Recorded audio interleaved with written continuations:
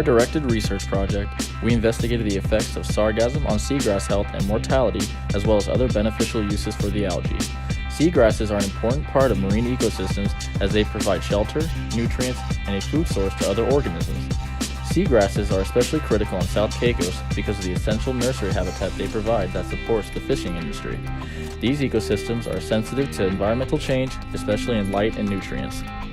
Seagrass loss has increased almost tenfold within the last 40 years. Due to the current high risk of seagrass mortality, it is important to know how other organisms can add additional stress. In recent decades, blooms of the floating algae, sargassum, have increased in the Caribbean region.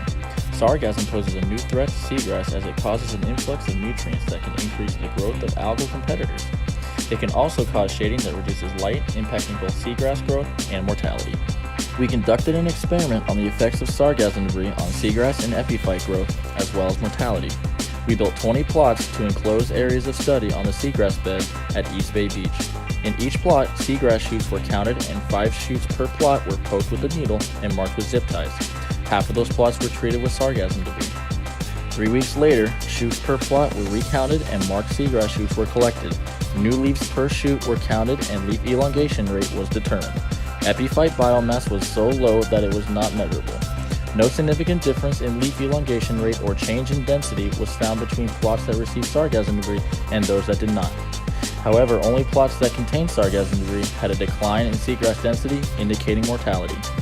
We also investigated the effects of beach sargassum on seagrass bed health and invertebrate communities.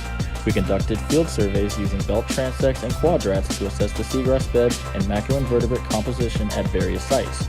At each site, the amount of beach sargassum was also measured. Results from this study show a trend at sites with elevated levels of sargassum and a transition from seagrass bed cover to sand substrate.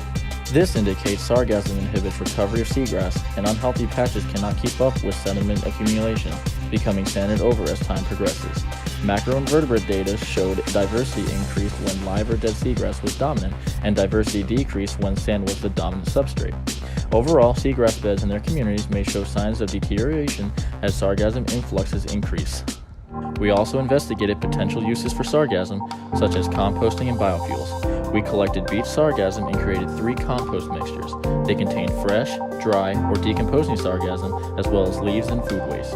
We also tried to use sargassum as soil to grow dillweed seeds and were unsuccessful. With the time and resources available for the study, creating biofuels was not feasible. Further research into seagrass health and uses for sargassum can help protect this crucial ecosystem while providing clean energy for human use.